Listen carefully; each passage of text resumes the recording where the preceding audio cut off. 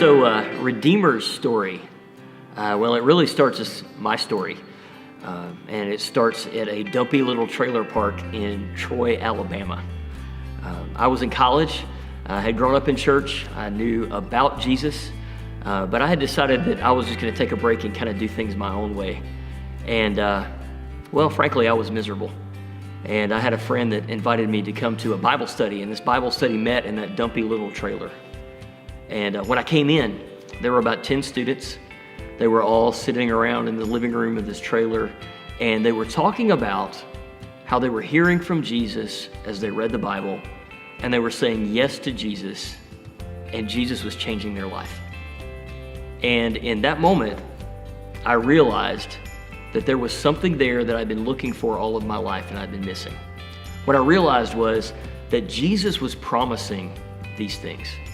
Jesus was saying, I've come that you can have joy. I've come that you can have life and life overflowing. I've come that you can have fulfillment and peace and all of these things. But I wasn't experiencing those things. And I realized in that moment that the gap between what I was experiencing and what Jesus was promising was bridged by me saying yes to Jesus. And so that night I said yes to Jesus. And I realized, Jesus, if you have come and you have given yourself for me, then I don't belong to myself anymore. I belong to you. And so whatever it is that you ask, then that's what I'm going to do. And so I said yes to Jesus for the first time, and my life has been a series of just saying yes to Jesus over and over since then. From there, saying yes to Jesus, it just led me to looking at needs around me. At my home church, I would look and I worked in the nursery, and I helped with children, and I started working with youth and just doing whatever it was that came up in front of me. Went to school and, led me up to New Hampshire, and then that led me back down to Florida and just all over. And, when we were in Florida, I was pastoring in a church that had split from another church. And saying yes to Jesus meant seeing that Jesus wanted to bring those churches back together. And so I'm not real good at math, but it kind of worked like this. There's two churches, and there's two pastors, and then there's one church, so there's one pastor. And so that gave me another opportunity to say, what is it that Jesus needs me to say yes to? And as we began to look and search and see what was going on, a friend of mine called and said, there's this place that they want to start churches, and they have a great need for churches that are going to tell people about Jesus and preach the gospel, and it's a real need. And I asked, well, where is this wonderful place? And he said, it's in Omaha, Nebraska. And so I got my atlas out to figure out where that was. And we came to Omaha, and the group that we were here with, we got loaded up on a tour bus, and we went around Omaha. And here's what I found.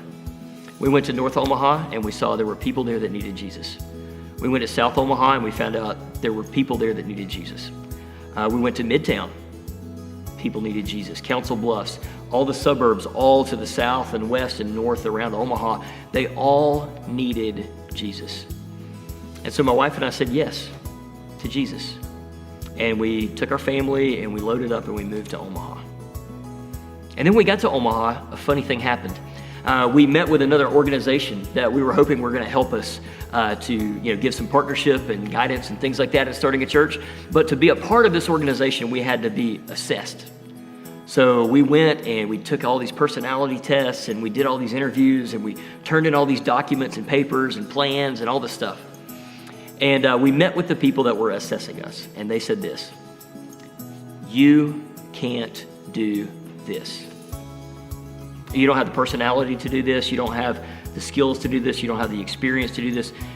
You can't do this. And so our response was to say, you're right. I can't do this, but God can. And so we began to work to start Redeemer.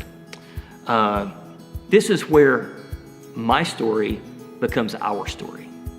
We started meeting in Beetle Middle School, and we started to see a few people coming. And as people would say yes to Jesus, then this group began to grow, and it began to develop, and it began to get bigger. And so we went from 25 people in a cafeteria to 45 people to 75 people to eventually God even opened up opportunities. And after about 5 years, we were able to move here to our location on Industrial.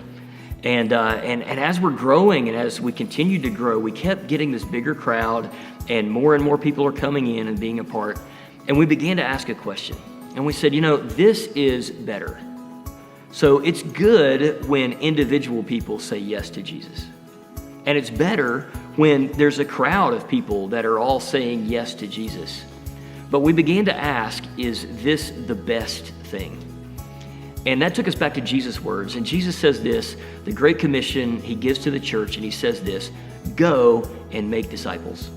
And Jesus was not giving us a goal and then expecting us to figure out how to do it. Jesus was saying, go and make disciples by doing what I have been doing with you. And so we began to implement that. And what we began to find is this, that it's good when individual people say yes to Jesus. It's better when a group of people says yes to Jesus. But what's best is when we have a group of people that are training people to go out and say yes to Jesus and to pursue them. And then as they go out and they pursue Jesus, that others join with them. And what we began to find is this, that if we did that, all of those needs in the city we could reach and we could meet, where we couldn't do that meeting in one place just as one group. And so we have begun now to empower people and help people to go and to multiply what Jesus is doing in us by saying yes to him and going wherever he leads them. And so the first 10 years of Redeemer, they've been exciting. Man, they've been fun. I mean, just thinking back over these last 10 years, it's been a great adventure for me to think back about all that God has done and how exciting it's been.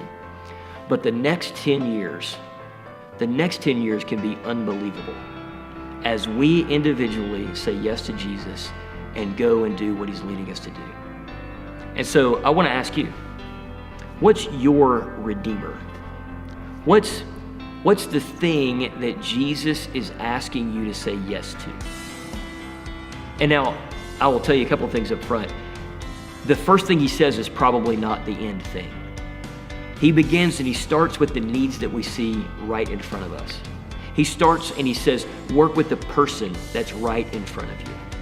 Start with the needs that you see that you can meet.